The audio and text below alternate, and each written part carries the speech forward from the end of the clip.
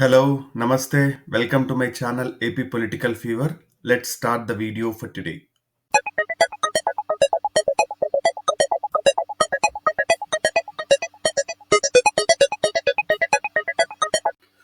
మనం ఆల్రెడీ 130 పైగా కాన్స్టిట్యున్సీల election survey and prediction video చేశాము. ఈ వీడియోలో వచ్చేసరికి రాజమండ్రి సిటీ నియోజకవర్గం గురించి చూద్దాము. రాజమండ్రి సిటీ వచ్చేసి జనరల్ కాన్స్టిట్యున్సీ. ఇక్కడ ఎవరైనా పోటీ చేయొచ్చు. రాజమండ్రి పార్లమెంట్ పరిధి కిందకి వస్తుంది. ఇప్పుడు కొత్తగా ఫామ్ అయిన ఈస్ట్ గోదావరి జిల్లా, ముందు కూడా ఈస్ట్ గోదావరి జిల్లా కిందనే ఉండేది. ఇక్కడ కులాల వారీ ఓట్లు ఎలా ఉన్నాయని చూస్తే కాపు సామాజిక వర్గం ఓట్లు దాదాపు 30,000 దాకా ఈ నియోజకవర్గంలో ఉన్నాయి.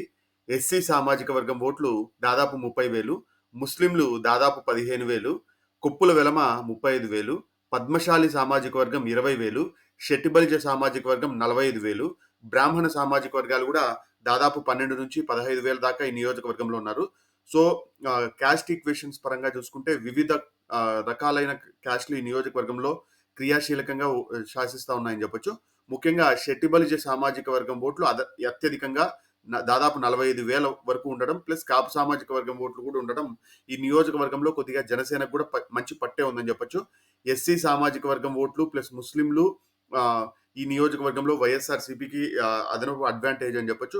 బ్రాహ్మణ సామాజిక వర్గాలు ఎక్కువగా టీడీపీ వెనకాలనే ర్యాలీ అవుతా ఉన్నాయని చెప్పొచ్చు. పద్మశాలి సామాజిక వర్గాలు కూడా మేజర్ పోర్షన్ వైఎస్ఆర్సీపీకి సపోర్ట్ చేసే అవకాశాలు ఉన్నాయి. ఇంకా షెట్టి బలిజలు, కాపులు వచ్చేసి టీడీపీకి అత్యధికంగా సపోర్ట్ చేసే అవకాశాలు ఉన్నాయి. సో ఇది ఇక్కడ కులాల వారి ఓట్లు. ఇక్కడ ఇది 2008 డీలిమిటేషన్ తర్వాత ఫామ్ అయిన కాన్స్టిట్యున్సీ. ముందు రాజమండ్రి మొత్తం ఒకటే కాన్స్టిట్యున్సీ లాగా ఉండేది. ఇప్పుడు రాజమండ్రి రూరల్, రాజమండ్రి సిటీ 2 కాన్స్టిట్యున్సీలుగా మారడం జరిగింది.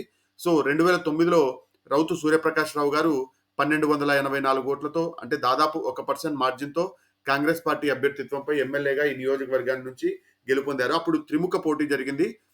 దాదాపు పీఆర్పీకి, టీడీపీకి, కాంగ్రెస్కి ఒకే రకమైన ఓట్లు రావడం జరిగింది. చెరి 40,000, కాంగ్రెస్ అభ్యర్థికి దాదాపు 1,200 ఓట్లు అధికంగా రావడం జరిగింది. 2014లో ఆకుల సత్యనారాయణ గారు బీజేపీ పార్టీ తరఫున 26,377, 16.6% మార్జిన్తో గెలవడం జరిగింది.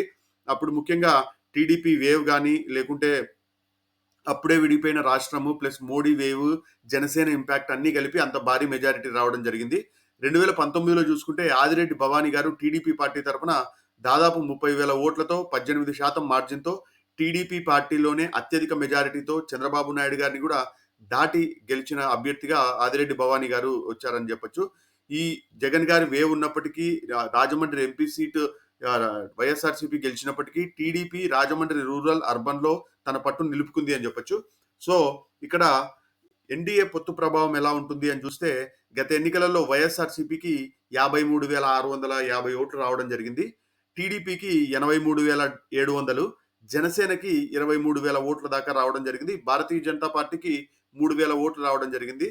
సో ముగ్గురివి కలుపుకుంటే దాదాపు 1,09,800 ఓట్లు ఎన్డీఏ కూటమిగా రావడం జరిగింది. డిఫరెన్స్ చూస్తే దాదాపు 56,000 పైచిలుకు ఓట్లు అదనంగా ఎన్డీఏకి గత ఎన్నికలలో పోలయ్యాయని చెప్పొచ్చు.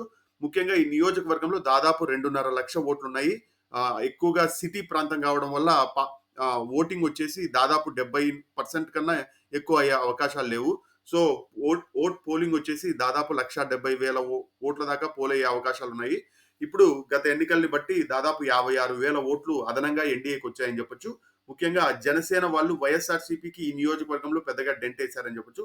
వాళ్ళ ఓట్లే ఈ నియోజకవర్గంలో దాదాపు 15,000 ఓట్ల దాకా జనసేన వాళ్ళు వైఎస్ఆర్సీపీ ఓట్లు చీల్చారు. 10,000 దాకా టీడీపీ ఓట్లు చీల్చారు. ఇప్పుడు వీళ్ళు పొత్తులో టీడీపీకి సీట్ ఇవ్వడం వల్ల ఈ నియోజకవర్గం కొద్దిగా ఆసక్తికరంగా మారిందని చెప్పొచ్చు. ఇప్పుడు ఇక్కడ రౌతు సూర్యప్రకాష్ రావు గారు, ఈయన 2004లో కూడా రాజమండ్రికి ఎమ్మెల్యేగా ప్రాతినిధ్యం వహించారు. 2009లో కూడా కాంగ్రెస్ పార్టీ అభ్యర్థిత్వంపై ఎమ్మెల్యేగా గెలుపొందారు. ఇంకొక విషయం ఏంటంటే ఈ నియోజకవర్గంలో గోరంట బుచ్చయ్య చౌదరి గారు అత్యధిక సార్లు ఎమ్మెల్యేగా గెలవడం జరిగింది టీడీపీ పార్టీ తరఫున.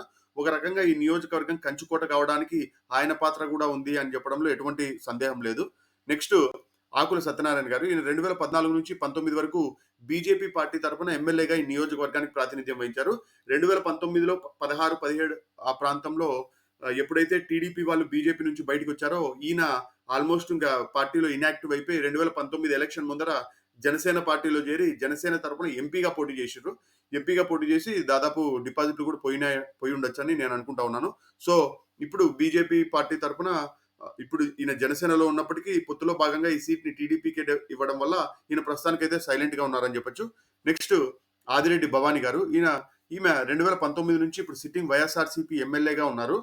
సారీ టీడీపీ పార్టీ ఎమ్మెల్యేగా ఉన్నారు. ఇప్పుడు ఈమె భర్త గారికి ఆదిరెడ్డి వాసు గారికి టికెట్ ఇవ్వడం జరిగింది. ఈమె ఆల్మోస్ట్ డమ్మీ క్యాండిడేట్ గానే ఈ నియోజకవర్గంలో వ్యవహరించారని చెప్పొచ్చు. సో ఎంతసేపు ఉన్నా కూడా వాళ్ళ ఆయనో లేకుంటే వాళ్ళ మామగారో ఈ నియోజకవర్గాన్ని చూసుకున్నారు తప్ప స్వతహాగా ఈమైతే నియోజకవర్గంలో క్రియాశీలకంగా తిరగలేదని చెప్పొచ్చు. ఈమె ఎర్రంనాయుడు గారి కూతురు కూడా కావడం వల్ల ప్లస్ ఆదిరెడ్డి గారి ఫ్యామిలీ బ్యాకింగ్ కూడా ఉండడం వల్ల మంచి మెజారిటీతో గత ఎన్నికలలో గెలిచినప్పటికీ ఈమె ఆల్మోస్ట్ డమ్మీ ఎమ్మెల్యేగానే ఉన్నారు. ఆయన హస్బెండే ఈ నియోజకవర్గంలో పనులు ముందుండి నడిపినారు. ఏదైనా అధికారిక కార్యక్రమాలు గాని అన్నిట్లో కూడా ఆయనే ముందున్నారని చెప్పొచ్చు. సో ఇప్పుడు ఈమెను తీసేసి ఆయన ఈమె హస్బెండ్ గారికే క్యాండిడేచర్ ఇవ్వడం జరిగింది.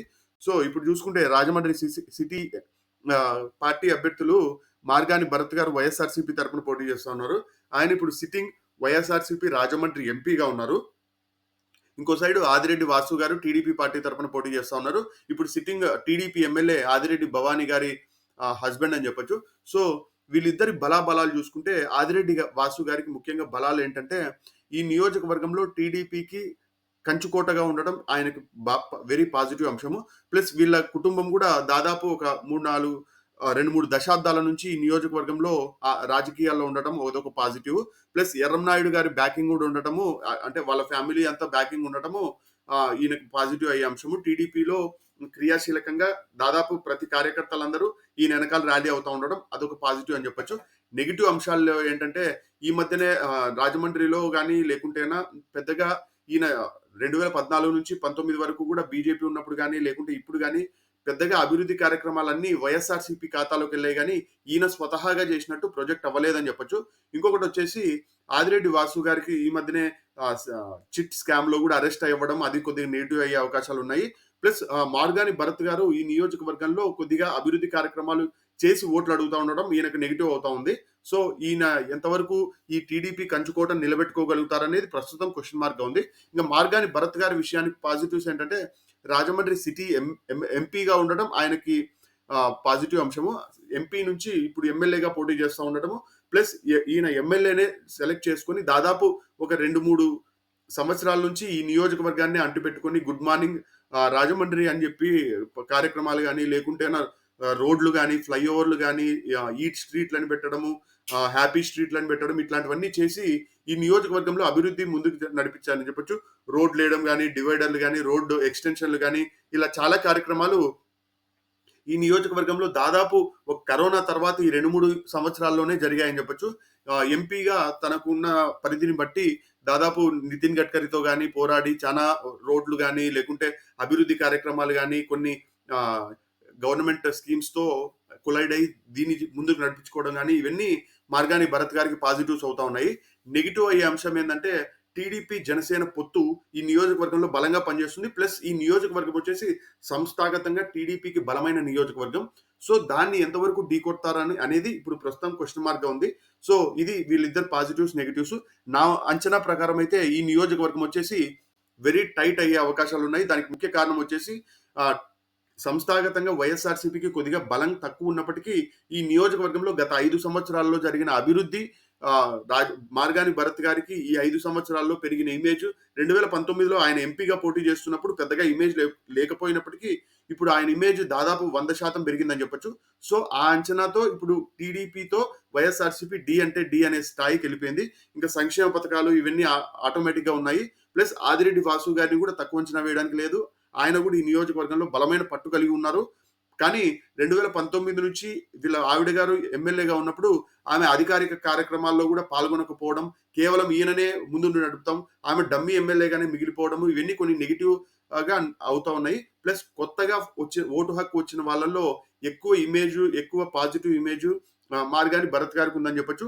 సో ప్రస్తుతం అంచనా బట్టి వెరీ టైట్ గా ఉంది. ఎవరు గెలిచినా పెద్ద ఆశ్చర్యపోవాల్సిన అవసరం లేదు. లాస్ట్ టైం దాదాపు 60,000 ఓట్ల పైచీలు 55,000 ఓట్ల పైచీలకు ఎన్డీఏ కూటమికి అదనంగా ఉన్న ఈసారి వెరీ టైట్ సిచ్యువేషన్ కి తేవడానికి ముఖ్య కారణం భరత్ గారు.